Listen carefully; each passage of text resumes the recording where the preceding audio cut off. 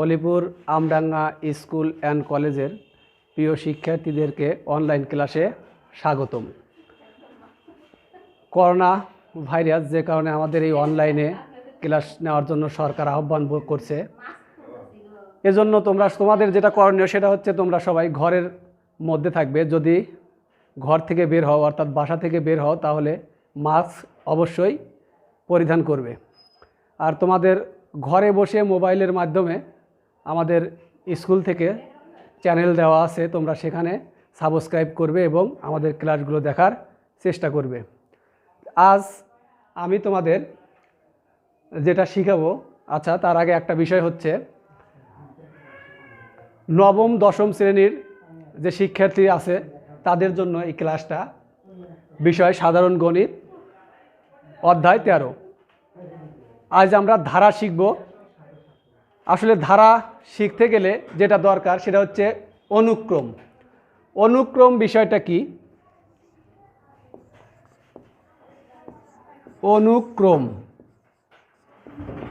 অনুক্রম হলো এমন কতকগুলো পদ যা পরপর এমনভাবে সাজানো থাকে যা পূর্ববর্তী পরবর্তী পদের মধ্যে কি সম্পর্ক তা বোঝা যায়। এরূপ সাজানো পদগুলোর সমষ্টি হচ্ছে অনুক্রম। অনুক্রমের পদগুলো এরকম হবে 2, 4, 6, 8। অনুক্রমের পদগুলোর মাঝে কমা চিহ্ন ব্যবহার করা হয়। এ ধরনের পদগুলোর সমষ্টি হচ্ছে অনুক্রম। আর একটা হচ্ছে ধারা।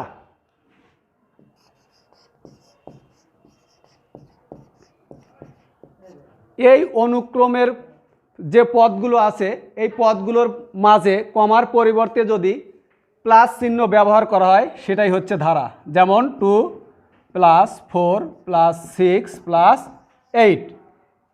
তাহলে অনুক্রম যে আছে সেই অনুক্রমের যে পদগুলো আছে পদগুলোর মাঝখানে যদি আমি প্লাস চিহ্ন ব্যবহার করি সেটাই হচ্ছে ধারা।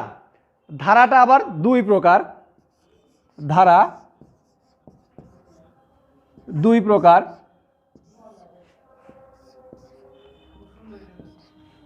একটা হচ্ছে সসীম ধারা, আর একটা হচ্ছে অসীম ধারা। সসীম ধারা, অসীম ধারা। সসীম ধারা বিষয়টা হচ্ছে যে ধারার পদগুলোর মান নির্দিষ্ট সেটা হচ্ছে সসীম ধারা। অসীম ধারা যে ধারার পদগুলোর মান নির্দিষ্ট নয় সেটা হচ্ছে অসীম ধারা। আমরা শিখব সসীম ধারা।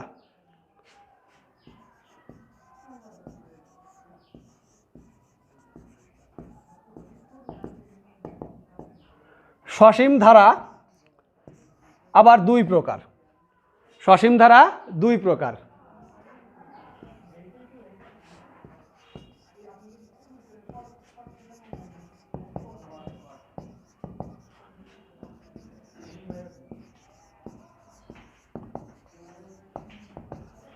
একটা হচ্ছে সমান্তর ধারা আর একটা হচ্ছে গুণোত্তর ধারা। তাহলে সসীম ধারা দুই প্রকার, একটা সমান্তর ধারা, একটা গুণোত্তর ধারা। এখন আমরা শিখব সমান্তর ধারা বিষয়টা কি।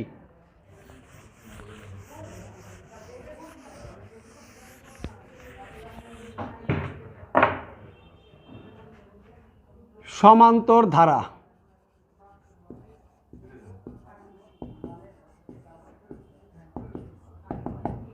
সমান্তর ধারা এমন একটা বিষয়, যেমন যদি এরকম থাকে 2 + 4 + 6 + 8 +... সমান্তর ধারা বলতে আমি এই চারটা পদ আছে, এই পদগুলোর যে পদটা আমি বিবেচনা করব তার পূর্ববর্তী পদ ওই পদের থেকে বিয়োগ করব। বিয়োগ করার পরে সবগুলোর ক্ষেত্রেই, যেমন 4 - 2 = 2, 6 - 4 = 2, 8 - 6 = 2। অর্থাৎ সমান্তর ধারার ক্ষেত্রে দ্বিতীয় পদ, যদি এটা দ্বিতীয় পদ, আমি যে এই পদটা বিবেচনা করি এটা দ্বিতীয় পদ মাইনাস প্রথম পদ। যদি আমি এই পদটা বিবেচনা করি তাহলে এটা তৃতীয় পদ মাইনাস দ্বিতীয় পদ। কিন্তু সবগুলোর ক্ষেত্রে একই মান আসবে। যেমন এটা 2 আসছে, এটা 2 আসছে, এটা 2 আসছে। এটা হচ্ছে সমান্তর ধারা। সমান্তর ধারা কিভাবে গঠিত হয় এখন এটা দেখব।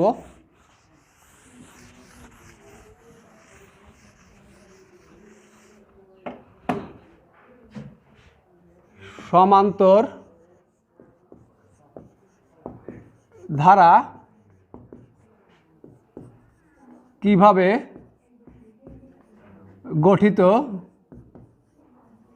হয়। এখন আমরা দেখব সমান্তর ধারা কিভাবে গঠিত হয়। মনে করি সমান্তর ধারার প্রথম পদ সমান সমান এ এবং সাধারণ অন্তর সমান সমান ডি।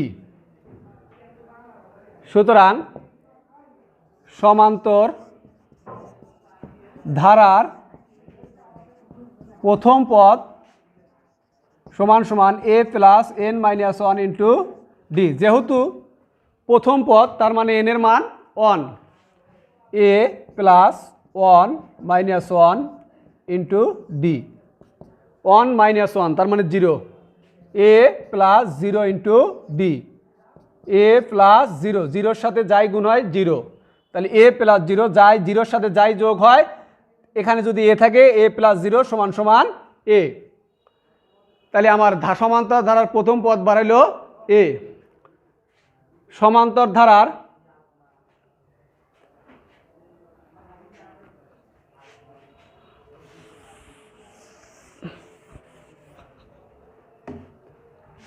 দ্বিতীয় পদ A plus N minus 1 into D সমান সমান এ প্লাস দ্বিতীয় পদ, যেহেতু দ্বিতীয় পদ এন এর মান 2 minus 1 into D. A plus 2 minus 1 তার মানে 1 ইন্টু ডি সমান সমান এ প্লাস ডি। সমান্তর ধারার প্রথম পদ বের হলো এ, সমান্তর ধারার দ্বিতীয় পদ বের হলো এ প্লাস ডি। এভাবেই পর্যায়ক্রমে আমি করতে থাকব। দ্বিতীয় পদ লিখছি, এবার লিখব তৃতীয় পদ সমান সমান A plus N minus 1 into D. A plus, যেহেতু তৃতীয় পদ এন এর মান 3 minus 1 into D. A plus 3 minus 1 সমান 2, এ প্লাস 2ডি। এরকম ধারাবাহিকভাবেই করতে হলে এক সময় dot dot dot dot dot dot, আর আমরা করবো না, এনতম পদ লিখবো direct dot dot dot dot dot. সুতরাং ধারাটির এনতম পদ সমান সমান A plus N minus 1 into D. তাহলে সমান্তর ধারার এনতম পদ A plus N minus 1 into D. সমান্তর ধারা দিয়ে এখন আমরা কয়েকটা সমস্যা দেখব, আসলে এগুলো কিভাবে সমাধান করা যায়।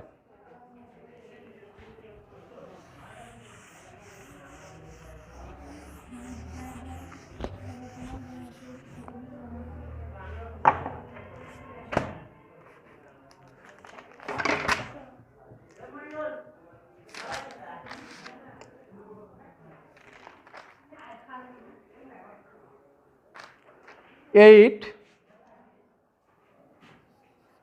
Plus 11 11 14 plus 17 plus dot dot dot dot ধারাটির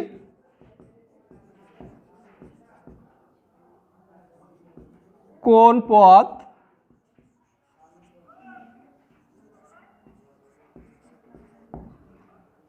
ধারাটির কোন পদ 392, অর্থাৎ এটা একটা ধারা দেওয়া আছে। আসলে এটা কি ধারা সেটা আমাকে বুঝতে হবে, এটা সমান্তর ধারা নাকি গুণোত্তর ধারা। যেহেতু আমরা গুণোত্তর ধারা সম্বন্ধে এখন আলোচনা করি নেই, নিঃসন্দেহে এটা একটা সমান্তর ধারা। মনে করি ধারাটির প্রথম পদ এ সমান সমান, আসলে প্রথম পদ বিষয়টা হচ্ছে একটা ধারার যেটা প্রথম থাকবে, এই যে প্রথম 8 আছে, এটাই হচ্ছে প্রথম পদ, প্রথম যেটা থাকবে সেটাই প্রথম পদ। এটাকে কি দ্বারা প্রকাশ করি? এ দ্বারা। প্রথম পদ এ সমান সমান 8 এবং ধারাটির সাধারণ অন্তর ডি সমান সমান, সাধারণ অন্তর ডি সমান সমান, একটু আগেই বলছি যে সাধারণ অন্তর সমান্তর ধারার ক্ষেত্রে দ্বিতীয় পদ মাইনাস প্রথম পদ, আর যদি আমি তৃতীয় পদ নেই তৃতীয় পদ মাইনাস দ্বিতীয় পদ, যদি চতুর্থ পদ নেই চতুর্থ পদ মাইনাস তৃতীয় পদ। তাই ডি সমান সমান বিষয়টা হচ্ছে যে পদটা নেব তার পূর্ববর্তী পদের থেকে ওইটা বিয়োগ করব, বিয়োগ করে যে মানটা আসবে সেটাই হচ্ছে সাধারণ অন্তর, এটাকে ডি দ্বারা প্রকাশ করা হয়। ডি সমান সমান 11 মাইনাস 8 সমান সমান 3। এখন বলছে ধারাটির কোন পদ 392। মনে করি ধারাটির n-তম পদ সমান সমান 392। বের করতে হবে আমাদের পদ সংখ্যা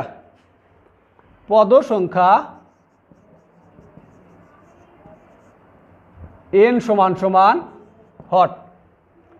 তাহলে এরকম একটি ধারা যদি আমাদের পরীক্ষায় দেওয়া থাকে 8 + 11 + 14 + 17, প্রত্যেকটাই ধারার যে পদগুলো আছে প্রত্যেকটার পার্থক্য কিন্তু একই। 11 - 8 3, 14 - 11 3, 17 - 14 3। এই বিয়োগ করার পূর্ববর্তী পদ থেকে পরবর্তী পদ বিয়োগ করার যদি সবগুলোর মান যদি একই থাকে সেটার নামই সমান্তর ধারা। এটা একটা সমান্তর ধারা নিঃসন্দেহে। এখানে বলছে ধারাটির কোন পদ 392। মনে করি ধারাটির প্রথম পদকে এটা হচ্ছে প্রথম পদ, যেহেতু এটা প্রথম তাহলে প্রথম পদকে প্রকাশ করা হয় এ দ্বারা, এ সমান সমান 8 সাধারণ অন্তর অর্থাৎ দ্বিতীয় পদ মাইনাস প্রথম পদ, তাই ডি সমান সমান 11 - 8 সমান সমান 3। মনে করি বলছে ধারাটির কোন পদ, মনে করি ধারাটির n-তম পদ 392। পদ সংখ্যা বের করতে হবে কি? পদ সংখ্যা n সমান সমান হট। এর আগে আমরা একটা সূত্র বের করছি সমান্তর ধারার n-তম পদ, সমান্তর ধারার n-তম পদ। এখানে সমান্তর ধারার n-তম পদ দিয়ে আমাদের সমান্তর ধারার n-তম পদ দিয়ে আমাদের এটা কি সলিউশন করতে হবে।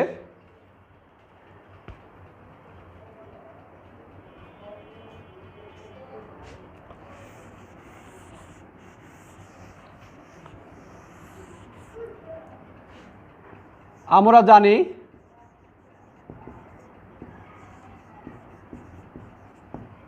n-তম পদ সমান সমান a + n-1 * d। এখানে n-তম পদের একটা মান দেওয়া আছে, n-তম পদ দেওয়া আছে 392। তাহলে এই n-তম পদ এই জায়গায় আমি বসাবো n-তম পদের মান না 392 বা 392 সমান সমান আমরা এর মানটা এর আগে বের করছিলাম, সেটা যেহেতু বোর্ডের অঙ্ক মুছে দিয়েছি, এর মানটা হচ্ছে 8। তাহলে এখানে বসাবো 8 প্লাস আমার এই পদ সংখ্যা যেটা এই n, এটাই বের করতে হবে n-1 ডির মান যেটা সাধারণ অন্তর 8 11 - 8 3, এর আগে বের করে নিছি ওখানে 3। এখন অঙ্কটা সমাধান করে দেখি, বা 392 8 প্লাস 3n 3 সাথে n গুণ করলে 3n, এখানে মাইনাস, এর আগে অবশ্যই একটা প্লাস আছে, প্লাস মাইনাসে মাইনাস, 3 আর 1 গুণ করলে 3, বা 392 3n 8 - 3। বড় সংখ্যা হচ্ছে 8, ছোট সংখ্যা হচ্ছে 3। বড় সংখ্যার আগে আছে প্লাস 8 - 3, তাহলে প্লাস 5, বা আমি এই পুরো সংখ্যাটাকে এই পাশে নিয়ে আসব 3n প্লাস 5 সমান সমান 392, বা 3n এখানেও সংখ্যা, এই সংখ্যাটা এই পাশে নিয়ে যাব 392 - 5,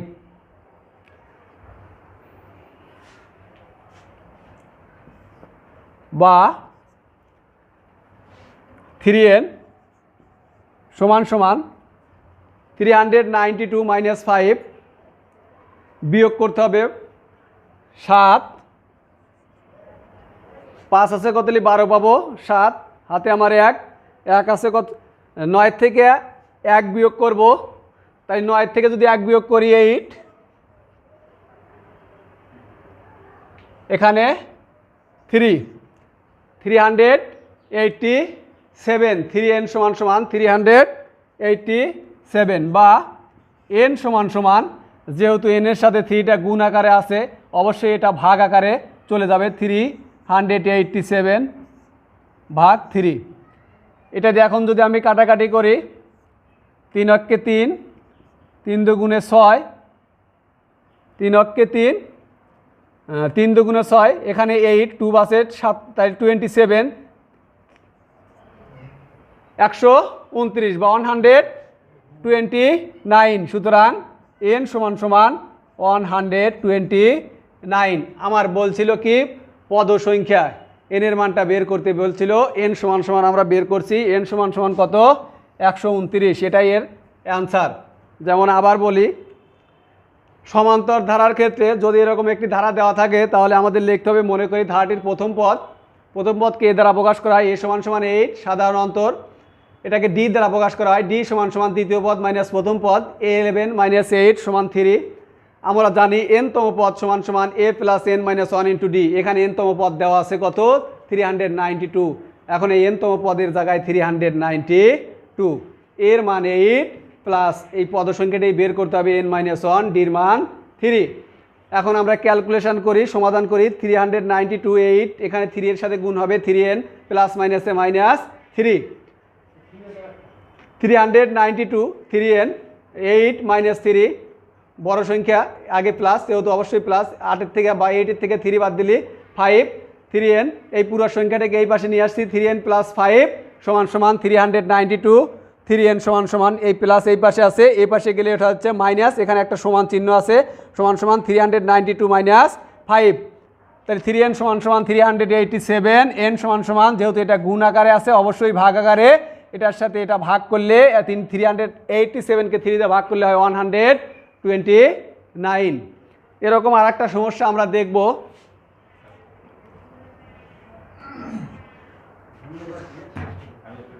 আজকে আমাদের সমান্তর ধারার যে n-তম পদের যে মানগুলো বের করব সেটা বের করা শিখলাম। এখন আমরা এরপরে পরবর্তী ক্লাসে সমান্তর ধারার সমষ্টি যেটা আছে সেটা নিয়ে আলোচনা করব, গুণোত্তর ধারা আছে সেটা নিয়ে আলোচনা করব। সবার শেষে সবাইকে ধন্যবাদ জানাচ্ছি এবং করোনাকালীন সময়ে সবাইকে বাসায় থাকার অনুরোধ জানাচ্ছি এবং মাস্ক পরিধান, যদিও বের হও তবে মাস্ক পরিধান করে বাইরে বের হওয়া, এটাই আমার আদেশ তোমাদের জন্য।